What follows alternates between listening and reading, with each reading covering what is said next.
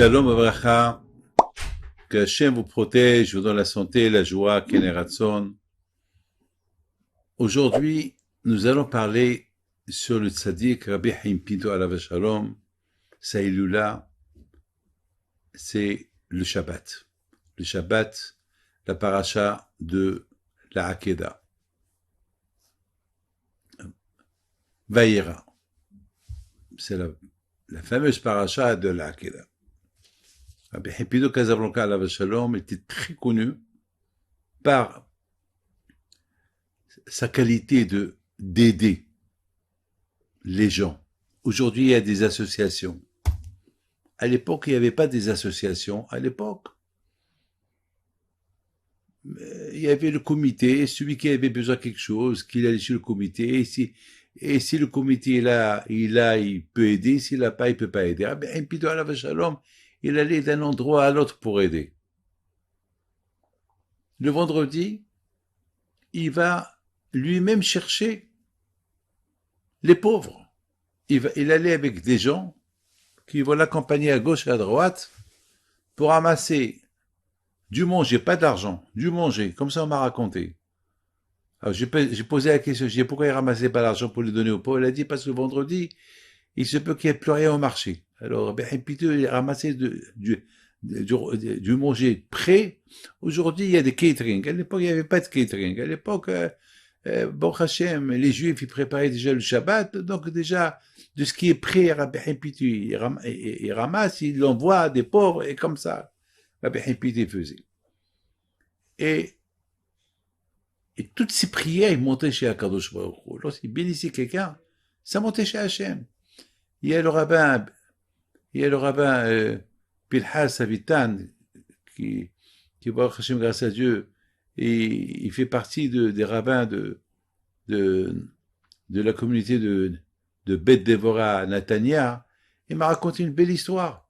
Il m'a raconté qu'une fois, sa mère, elle avait envie de manger la langue. Vous savez, à l'époque, pour manger la langue, ça coûte cher. Et qui va se permettre d'acheter la langue? Et combien des bêtes ils vont tuer Essaouira pour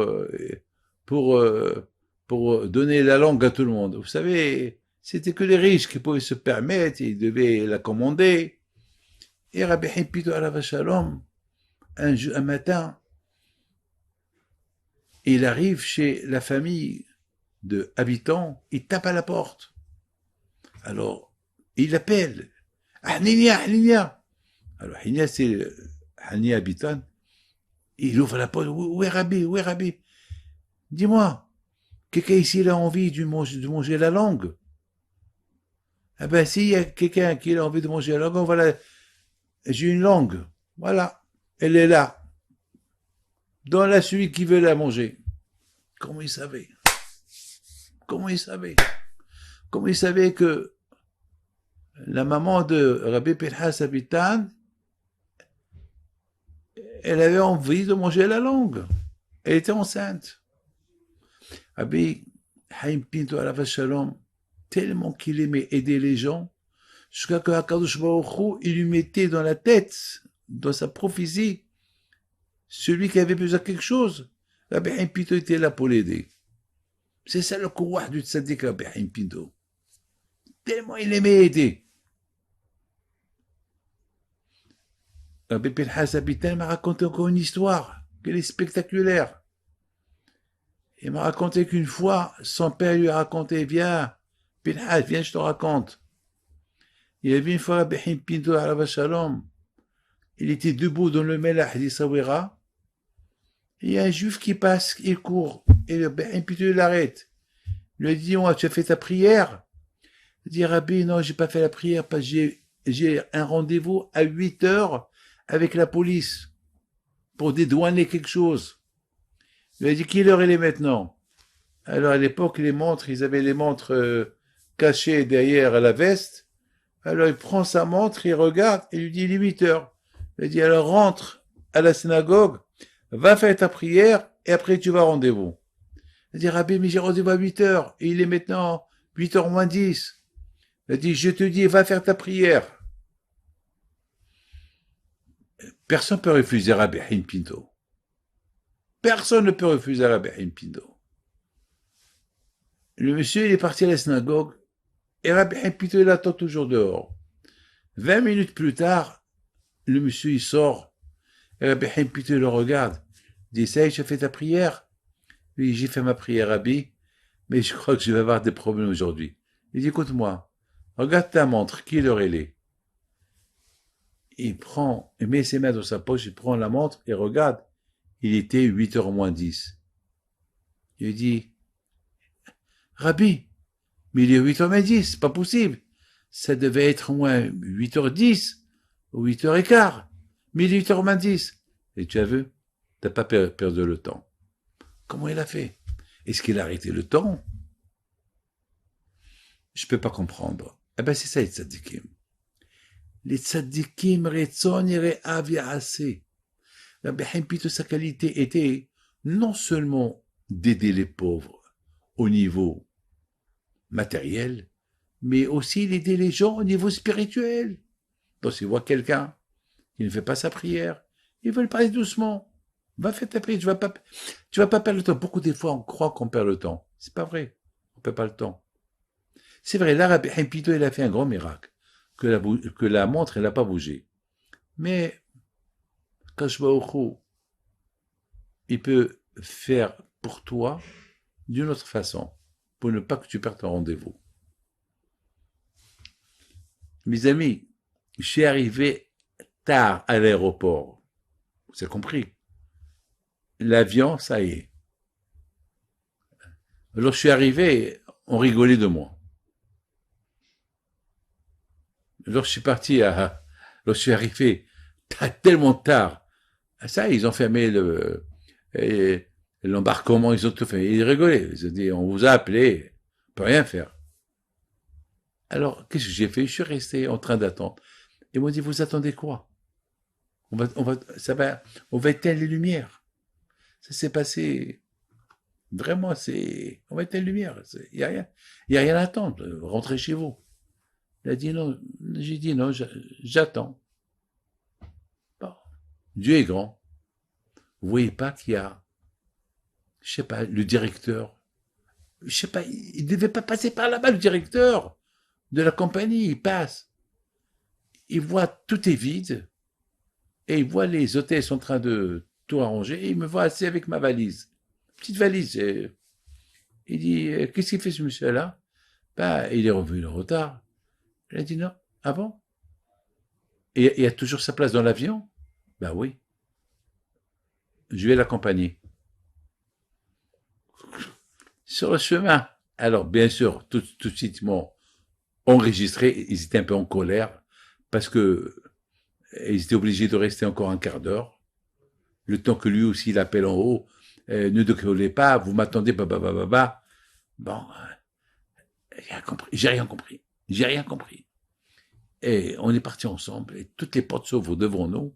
Je suis avec le directeur, il me fait passer partout, tous les couloirs, et je marche avec lui, derrière lui. Et à la fin, il m'accompagne, j'étais le dernier à monter dans l'avion. L'avion m'a attendu 10 minutes. Comment vous comprenez ça? Ah, tout le monde me regarde, ils ont cru que j'étais un monsieur, je sais pas, un ministre, je sais pas quoi, ils ont rien compris. Ils ont commencé à se renseigner, c'est qui ce monsieur, on a fait attendre l'avion pour lui, que c'est le directeur de la compagnie qui l'accompagne. Qu'est-ce qui se passe? Personne n'a rien compris. Il m'a même pas parlé pendant le chemin, pendant 20 minutes, 25 minutes de marche, passer comment ça s'appelle, la sécurité, le passeport. On n'a même pas discuté. Je lui ai serré les mains vers la fin. Merci, il me regarde. Pas de quoi, il est parti. Et c'est lui. Et c'est un directeur. Et c'est un malhar. Je sais pas. Et c'est Rabbi Haïm Pinto. Et c'est Léon Nabi. Je sais pas. D'où il vient? En général, on peut c'était presque minuit. Qu'est-ce qu'il fait là-bas? Mes amis,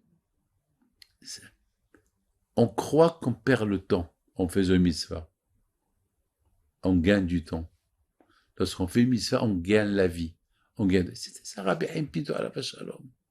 Alors, d'où cette force de Rabbi Chaim Pinto? D'où il a eu, Rabbi Chaim Pinto, cette force? Ben, mes amis,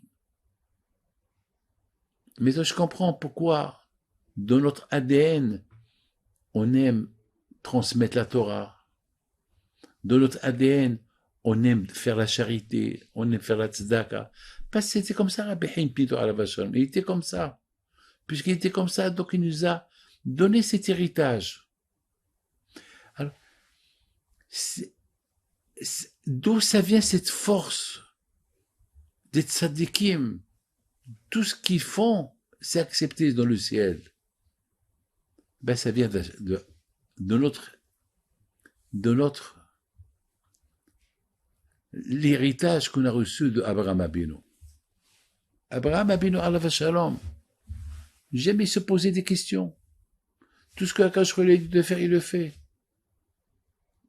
Lorsqu'Akadosh Baruch Hu dit à Abraham Abinu, de toi je vais faire sortir le peuple juif à qui je vais donner la Torah et à qui je vais donner cette terre. Abraham Abinu a dit, Hachem, Bema Eda, comment je vais savoir? Alors on se pose la question, est-ce qu'Abraham il avait des doutes sur la parole de Dieu? Non, il n'y a pas un qui a l'émouna en Dieu comme Abraham Abinu. Il était un grand croyant, Abraham Abinu. Abraham Abinu, il a donné sa vie pour Hachem. Lorsque Nimrod, le roi Nimrod, lui a dit de se prosterner devant l'idolâtrie, il a dit non. Il a dit, si tu le fais pas, je te brûle. Il a dit, je préfère que tu me brûles et je me prosterne pas devant l'idolâtrie. Et Nimrod, il a pris Abraham, il l'a jeté dans le four, et un miracle, il n'a pas été brûlé, Abraham Abinu. Abraham Abinu, il avait une grande émouna à Kadosh Baruch Hu. Et Abraham Abinu, il a mis Abraham Abinu dans beaucoup des épreuves. Et Abraham Abinu, il a surmonté toutes les épreuves.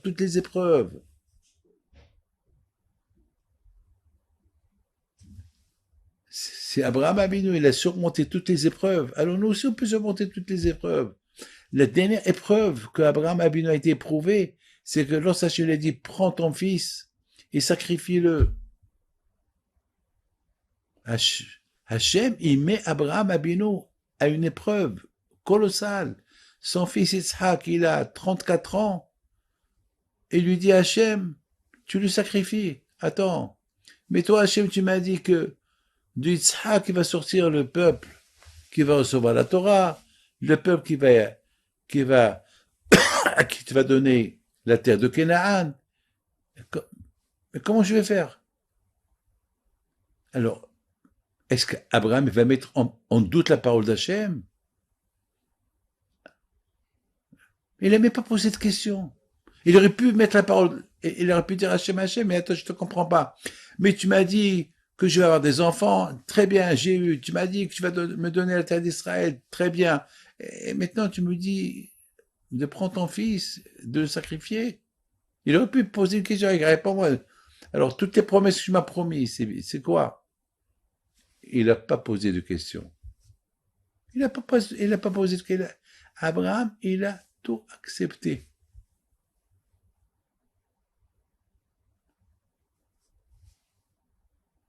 Abraham Abinu alav shalom, il aurait pu dire à Hachem, mais je t'ai demandé une question, donne-moi une preuve que mes enfants que tu vas me donner, tu vas pas les abandonner.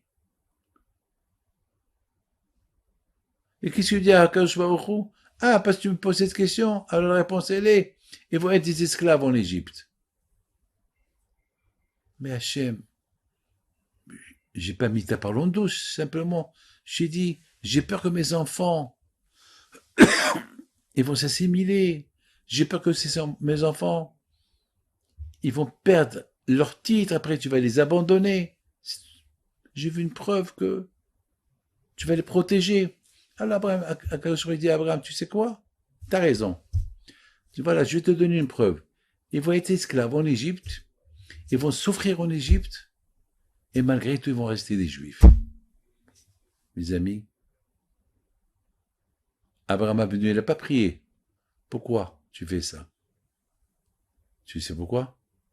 Parce qu'Abraham Avinu, il a compris que c'est bien pour ses enfants. C'est bien que ses enfants, ils passent un entraînement en Égypte, où ils vont souffrir. Et malgré tout, ils vont pas s'assimiler.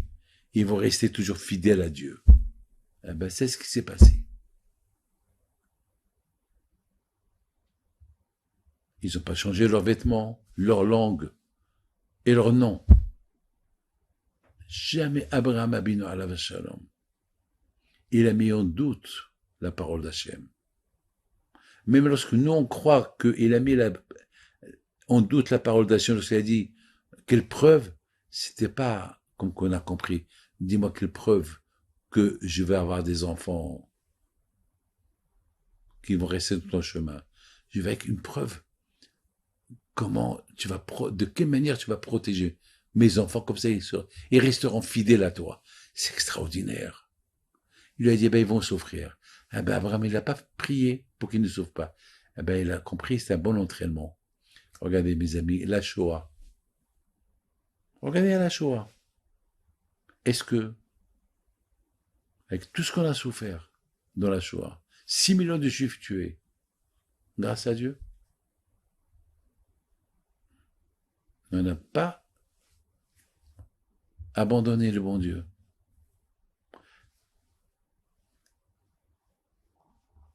Ils ont donné leur vie pour Hachem dans la Shoah.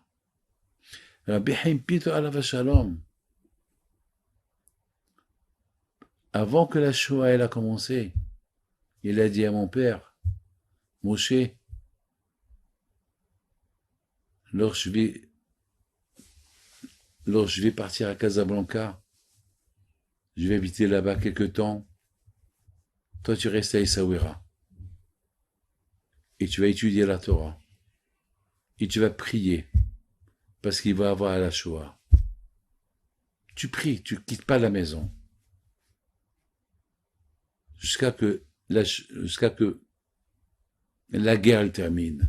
Mon Rabbi Chaim Pito, il a prédit la Shoah. Il a prédit la Shoah avant qu'elle est arrivée. Mes amis, je voudrais vous raconter une belle histoire. Mais avant que je raconte l'histoire, maintenant vous avez compris d'où la force de la Emouna, elle est venue. On a cette force de Emouna héréditaire de Abraham, Yitzhak, de Yaakov. D'Abraham Avinu, la Emouna c'était le premier qui a commencé à faire la guerre avec tous ceux qui font l'idolâtrie. Le premier à découvrir Hachem, c'était Abraham Avinu. Il a prouvé à tout le monde. Il n'y a que Akadosh Baruch Hu. Il n'y a pas un autre Dieu. De Yitzhak Avinu, on apprend le sacrifice. Mes amis, d'où Yitzhak Avinu, il a appris pour se sacrifier pour le bon Dieu. Eh ben, il a pris ça de Abraham Avinu, son père. Parce qu'il a vu son père, que Nimrod, il a voulu le tuer, parce qu'il n'a pas voulu se prosterner devant l'idolâtrie. Et Akadosh Baruch Hu, il a protégé. Donc, Yitzhak, il a dit, c'est mon père. Il a donné sa vie pour Hachem. Alors moi, je veux donner vraiment ma vie pour Hachem. Hachem, il a protégé mon père, il n'a pas été brûlé. Mais moi, je veux que mon père, il m'égorge pour le bon Dieu. Et alors, tous les descendants qui vont sortir de toi, eh ben, c'est Hachem qui décide. S'il veut, eh ben, il n'aurait pas demandé ça à mon père, de me sacrifier. Alors, lui, il veut pas. Vous vous rendez compte? Ils ne se sont pas posé de questions. L'émouna, c'est ne pas se poser des questions. Tout ce que Hachem fait, il le fait pour le bien. Et on apprend l'amour de la Torah, aimer la Torah, et supporter les souffrances, n'importe quelle souffrance, de Yaakov Avinu. Yaakov, avec toutes les souffrances qu'il a souffert, il disait, eh ben, je les mérite. J'ai dû faire quelque chose de pas bien pour que le bon Dieu me fait souffrir. Eh ben, mes amis, c'est ça l'héritage que les Juifs, ils ont hérité de Abraham, Isaac et Yaakov. Il faut les accepter avec joie. Et à la fin, on se sort bien grâce à Dieu, en général. Alors, je vais vous raconter une belle histoire de Emouna qui s'est passée ici à Natania. Il y a une femme qui était enceinte. Sa mère, elle l'a accompagnée à l'hôpital. Et elle était... Et le bébé était lourd. Et était... Les médecins l'ont ausculté. Bon, ils ont vu qu'il était ouverte à 1,5. J'ai dit, bon, on va attendre quelques temps pour décider à quelle heure vous allez accoucher.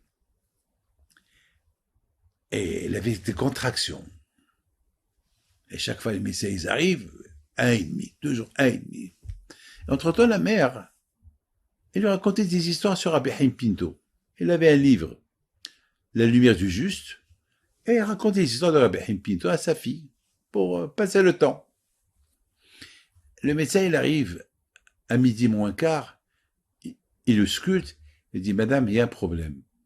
Vous avez des contractions, on voit, mais c'est très dangereux, on vous donne un quart d'heure pour lui faire l'opération césarienne. Et elle voulait pas. Elle a dit, écoutez, dans un quart d'heure, on arrive. Si tu es toujours à 1,5, ta vie est en danger, ou bien tu nous signes une décharge et elle va dans un autre hôpital parce qu'on peut pas te garder là parce que on va nous accuser si t'arrive quelque chose, on est coupable. Alors, tu choisis. Bon. Alors, la mère, elle raconte une histoire qu'elle a lue dans le livre. Waouh! Une histoire qu'il y avait un homme qui vient chez Rabbi Haim Pinto de Casablanca. Sa femme, elle était en train d'accoucher.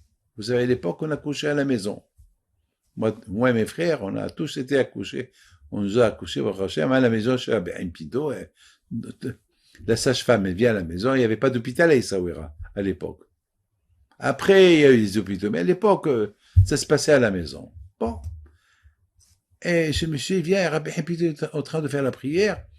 Il lui dit, Rabbi, ma femme, elle a des contractions, elle crie, elle souffle, la pauvre, elle est en danger, je sais pas quoi faire. Rabbi Haim Pinto lui dit, tiens, prends ma canne, donne un coup à ta femme et elle va accoucher. C'est ce qu'il a fait. Il donne un coup à sa femme et elle accouche. Mes amis, cette histoire-là, c'est le monsieur en personne qui me l'a raconté et qu'il habite à Montréal. Il dit, regarde l'histoire qui m'a raconté mon père avec votre grand-père. Donc je suis là, c'est avec un coup de bâton que j'ai reçu de la canne de Rabbi Haim Pinto. Alors il retourne et il dit à Rabbi Haim Pinto, voilà, merci Rabbi, ma femme elle a couché, voilà, je te rends ta canne. Ah, mettons, la maman elle raconte ça à sa fille. Au même moment, sa fille lui dit, ouais, mais nous, on n'a pas la canne de Rabbi Haim Pinto, il y avait une fourchette, il prend la fourchette et elle lui donne un coup sur le ventre. Au moment qu'il a donné un coup sur le ventre, elle a commencé à pousser des cris.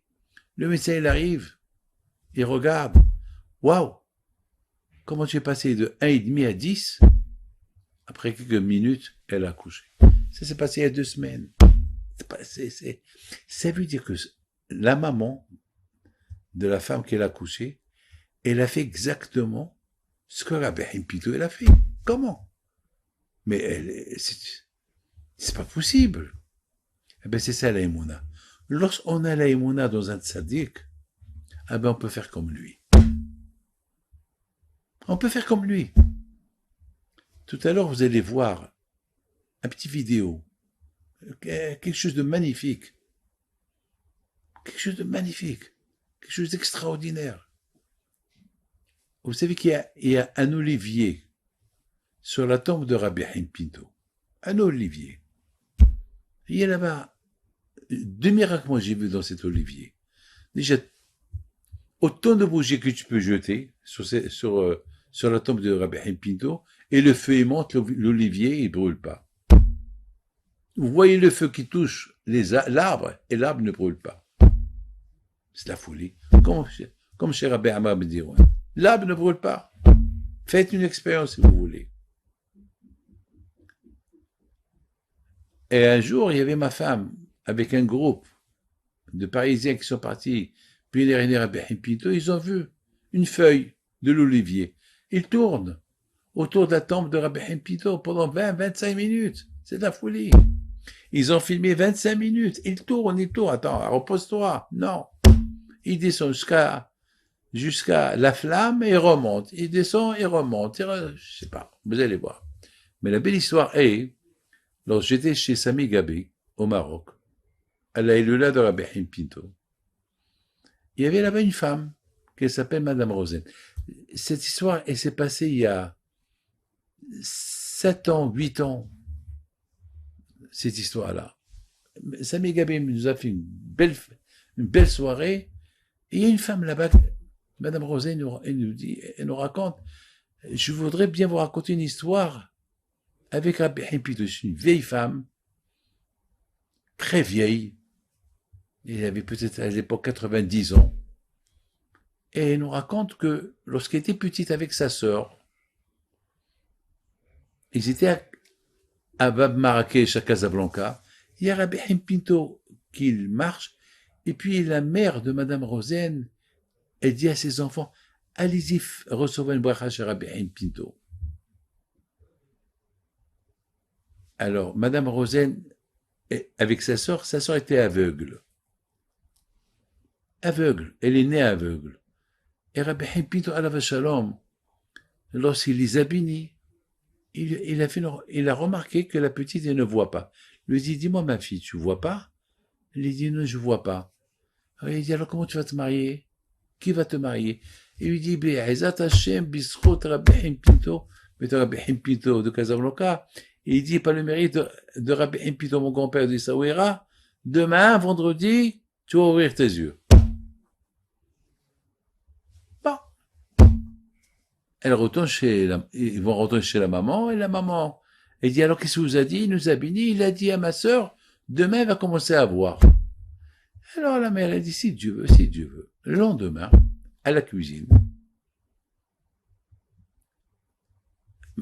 la maman était en train de cuisiner pour Shabbat, et soudainement, la fille, qu'elle avait 3, 4, 5 ans, il dit à sa mère, maman, al-qta, le chat.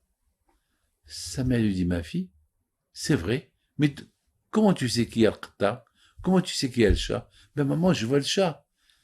Ah, la bracha de Rabbi Haim Pinto, elle a été formidable, et de là, elle a commencé à voir, elle s'est mariée, cette femme, et elle a eu des enfants, etc. Regardez quel miracle.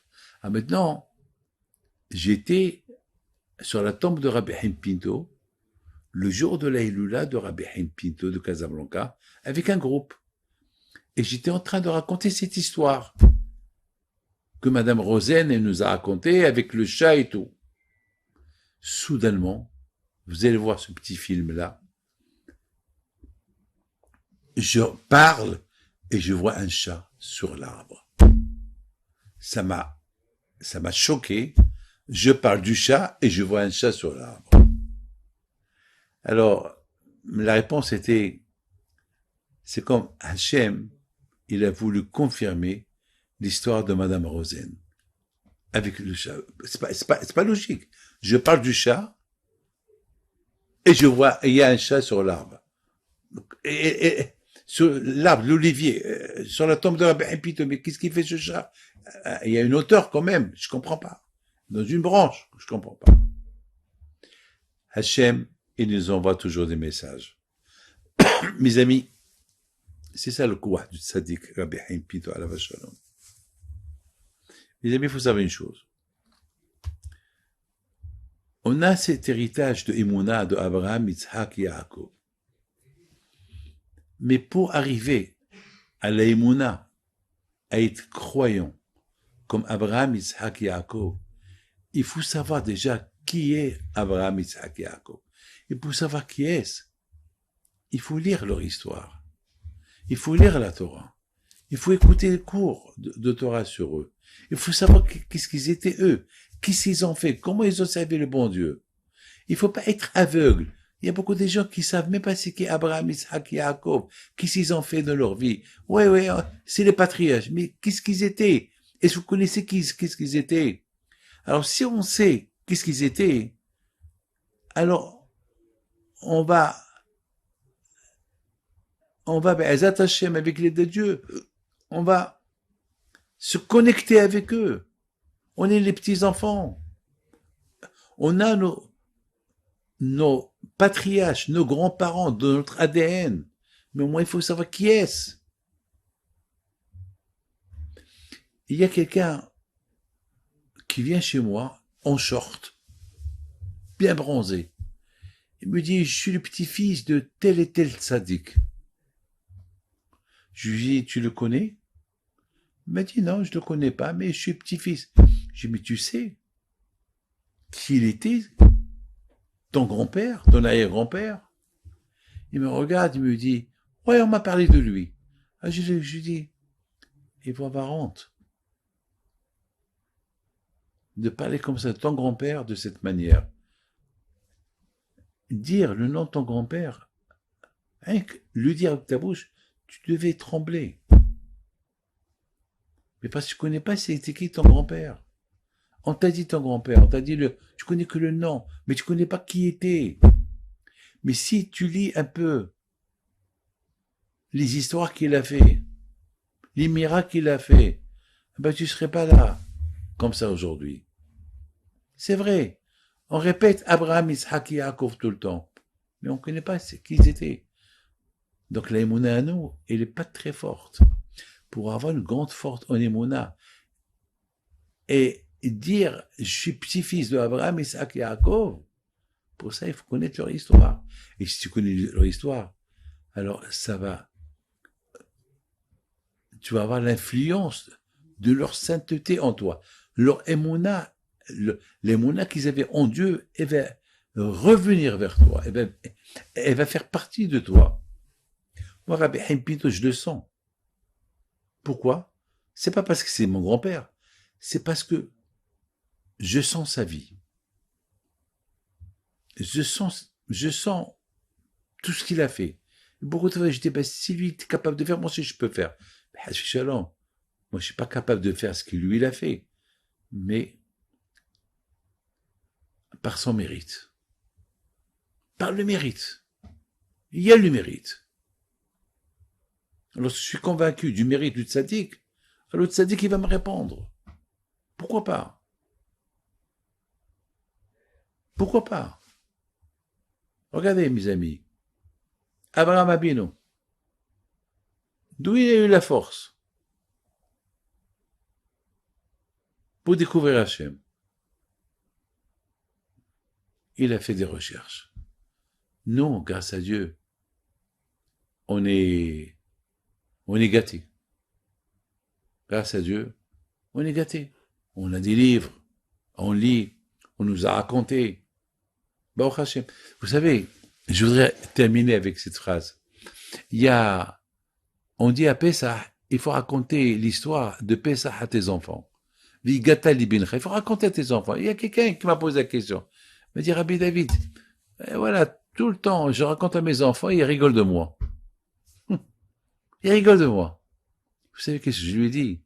Parce que toi, tu n'es pas convaincu. Ce que tu leur racontes, tu n'es pas convaincu toi-même. Parce que tes parents, ils t'ont raconté rien que... C'est comme, tu es en train de voir un film. Un film, c'est du blabla, un film. Tu es en train de voir un film, c'est du blabla. Tu n'es pas convaincu toi-même. Et ton père qui t'a raconté, il n'était pas convaincu. Alors, c'est pour ça que tes enfants, ils rigolent de toi. Mais si tu étais convaincu, parce que la Torah, elle dit, il faut dire à tes enfants. Mais pour que tu dis à tes enfants ce que la Torah te dit, il faut que tu sois convaincu. Pour que tu sois convaincu, il faut bien approfondir le miracle Comment le miracle est venu? Le début, comment les Juifs ils sont partis en Égypte? Comment, d'où? Ça vient de Abraham, Isaac et Jacob. Parce que les Juifs qui étaient en Égypte, ça vient d'Abraham. Alors, je vais raconter une histoire. Il y a un Atania, il y a un converti de la Guadeloupe. C'est lui qui me l'a raconté. C'est un Guadeloupéen. Et je lui dis, mais je le vois avec une barbe, avec un chapeau. Il est carrément hassid. Je lui dis, mais comment tu es venu comme ça? Comment tu es devenu comme ça? Il m'a dit, j'étais en Guadeloupe, j'étais à l'école, et j'avais un copain juif, et il me parlait de Pessah, le Pâques. Et puis je lui dis, je voudrais bien voir, vous les juifs, comment vous faites les fêtes? Qu'est-ce que vous parlez? C'est quoi la fête juive? Alors, il m'a invité à Pessah. Et il y avait un rabbin, invité chez cette famille-là. Il expliquait la fête de Pessah, l'esclavage, etc., etc. Et puis ça m'a impressionné. J'ai commencé à réfléchir, jusqu'à que j'ai commencé à faire des recherches, et à la fin, j'ai commencé à étudier. À la fin, je savais pas si, moi, autant qu'un monsieur de la Guadeloupe, est-ce que les Juifs, ils peuvent m'accepter? Ils m'ont accepté. Et à la fin, voilà, j'ai étudié, voilà, je suis, grâce à Dieu, je suis marié. Vous savez que j'avais pas d'enfant pendant 3, 4, 5 ans. J'avais pas d'enfant. J'allais toujours chez les rabbins. Et à la fin, j'ai eu des enfants grâce à Dieu. Voilà. Alors, si lui, il a découvert Dieu, comment moi, qui est juif, de père juif, grand-père, etc., je ne vais pas croire en Dieu. Mais il faut des recherches. Il faut savoir. Si tu ne sais pas, tu ne sauras jamais. Il y a beaucoup de gens. Je voudrais un pardonneur. Il y a quelqu'un que je lui dis, tu sais ce que mon cher Rabbeinu? Il m'a dit non. Il y a un autre, tu sais ce qu'Abraham Rabbeinu? Il m'a dit non. Et c'était un juif, il ne sait pas. Et pourtant il prie, il ne sait pas. Il y a beaucoup de gens, ils sont ignorants, ils ne savent pas. Il faut savoir. Pour avoir les moulins, il faut savoir. Il faut connaître. Pour connaître, il faut étudier. Il faut faire des recherches. Pour manger, tu fais tout pour avoir à manger. Pour te marier, tu fais tout pour te marier. Pour avoir des enfants, tu fais tout pour avoir des enfants. On dirait ce que tu veux, tu vas l'obtenir.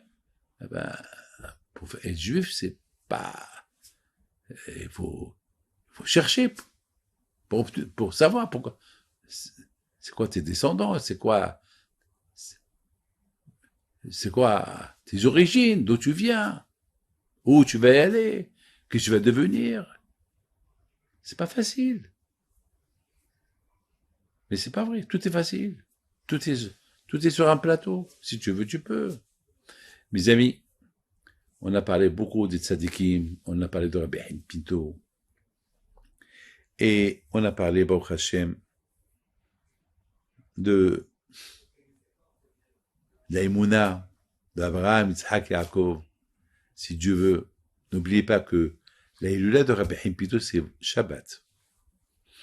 Alors, je vous conseille que vendredi, vous allumez les veilleuses à l'émoi de Rabbi Haim Pinto. D'accord? Faites ça connaître à tout le monde.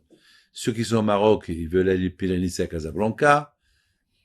Et bien sûr, ça serait bien d'allumer encore la bougie de Rabbi Haim Pinto le samedi soir. Vendredi soir, c'est la veille d'Aïloula, et samedi. Et la Saouda du Shabbat, faites-la comme Saouda de Rabbi Haim Pinto.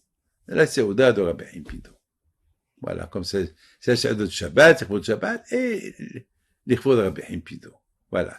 Je vous souhaite Shabbat Shalom, que le bon Dieu vous protège, et que Hachem vous donne tout ce que vous désirez.